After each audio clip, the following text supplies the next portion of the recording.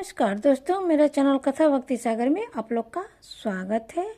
आज हम भगवान शिव का बारात लेकर जब हिमालयपुरी पर गए थे माँ पार्वती के साथ विवाह करने के लिए, तो बारात कैसे लेके गए थे इसके बारे में जानेंगे। ब्रह्मा जी कहते हैं, मुने तदपरांत भगवान शंभु ने नंदी आदि सब गणों को अपने साथ हिमालयपुरी की ओर चलने की प्रसन्नता पूर्वक आज्ञा देते हुए कहा, तुम लोग थोड़े से गणों को यहाँ रखकर से सभी लोग मेरे साथ बड़े उत्साह और आनंद से युक्त हो गिरिराज हिमवान के नगर को चलो। फिर तो भगवान की आज्ञा पाकर गणेश्वर, शंख कर्ण, केकराक्ष, विकृत, विशाख, परिजात, विकृतानंद, दुर्लभ, कपाल, शंकारक, कंदुक, कुंडक, विष्टम्भ, पिप्पल, स्नादक, अवेशन, कुंड, पर्वत, चंद्रतापन, काल, कालक, महाकाल, अग्नि, अग्निमुख, आदित्य, मूर्धा, धनावह, सनाह, कुमुद, अमोद, कोकिल, सुमंत्र, काकरपादोदर, संतानक, मधुपिंग, कोकिल, पूर्णभद्र, नील, चतुर्वस्त्र, करक, अहिरोमक, यज्ञवाक्ष, सतमन्यु, मेघमन्यु, काठगुंड, विरूपाक्ष, सुकेश, ब्रिमेश, सन्नातक, तालकेतु, षण्मुख, चैत्य, स्वयंप्रभु, लकुशलिस, लोकांतक, दीपात्मक, दैत्यानक, भृंगिगिरिटी, देवेद्रप्रिय, असानी, भानुक, प्रथम तथा वीरभद्र अपने असंख्य कोटि कोटि गणों तथा भूतों को साथ लेकर चले। नंदी आदि का गणराज असंख्य गणों से घिरे चले तथा क्षेत्रपाल और भैरव की कोटि कोटि गणों को लेकर उत्सव मनाते हुए प्रेम और उत्साह के साथ चल पड़े। वे सब सहस्त्र हाथों से युक्त थे, सिर पर जटा का मुकुट धारण किए हुए थे। उन सब के मस्तक पर चंद्रमा और गले में नील चिन्ह थे तथा वे सब के सब त्रिनेत्र धारित थे। उन सब ने रुद्राक्ष के आभूषण पहन रखे थे, सभी उत्तम भस्म धारण किए थे। हार, कुंडक, केयूर तथा मुकुट आदि से अंकुरित थे। इस प्रकार देवताओं तथा दूसरे दूसरे गणों को साथ ले भगवान शंकर अपने विवाह के लिए हिमावन के नगर की ओर चल पड़े।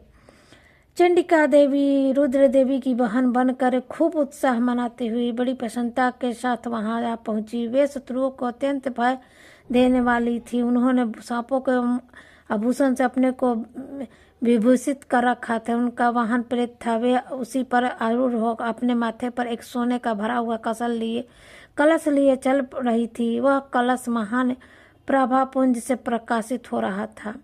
मुने, वहाँ करोड़ों दिव्य भूतगण शोभा पाते थे, जिसका रूप विकराल था। उनके रूप रंग भी अनेक प्रकार के थे। उस समय डमरुओं के डिम घोष से, भेड़ियों की गड़गड़ाहट से और शंखों के गंभीर नाद से तीनों लोग गूंज रहे थे।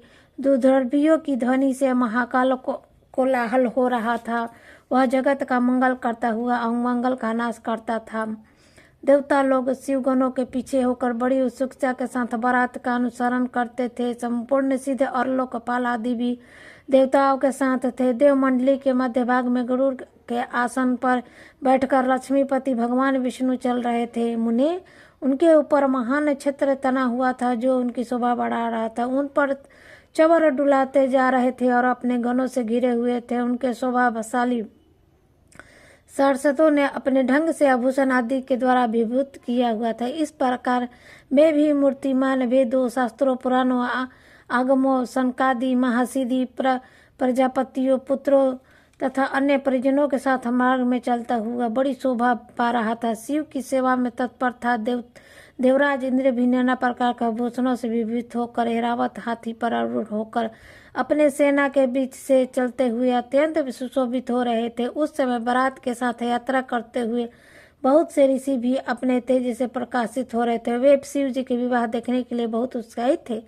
याकनी, यातुधान, बेताल, ब्रह्म, राक्षस, भूत, प्रेत, पिशाच, प्रथम आदि गण, तुमुंग, नारद, हाहा और हुहु आदि श्रेष्ठ गंधर्व तथा किन्नर भी बड़े हर्ष से भरकर बाजा बजाते हुए चले। संपूर्ण जगत माताएं, सारी देवताएं, कन्याएं, गायत्री, सावित्री, लक्ष्मी और अन्य देवराज भी तथा दूसरे देवता पतियां भी, संपूर्ण जगत की माताएं भी शंकर जी के विवाह है यह सोचकर बड़ा प्रसन्नता का साथ अपने सम्मिलित होने के लिए गई।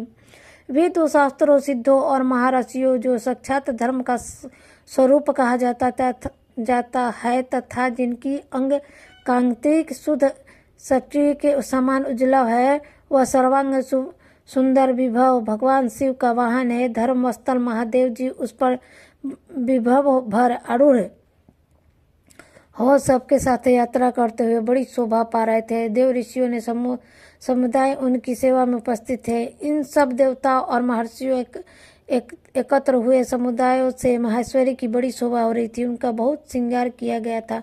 वे शिव का परिग्रहण करने के लिए हिमालय के भवन को जा रहे थे। इस प्रकार बारात की यात्रा संबंधी उत्तम उत्सव से युक्त शंभु का चरित्र कहा गया है। वह अब हिमालय नगर में जो सुंदर वृत्तांत घटित हुआ उसे सुने।